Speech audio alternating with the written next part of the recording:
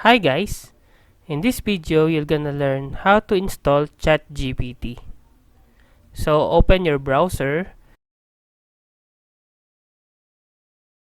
and then type chat.openai.com.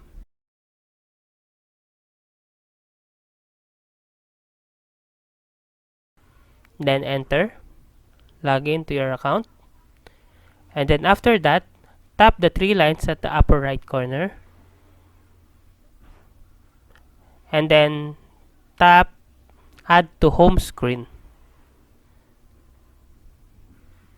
And in here, rename new chat to ChatGPT. Then tap add, and then tap add.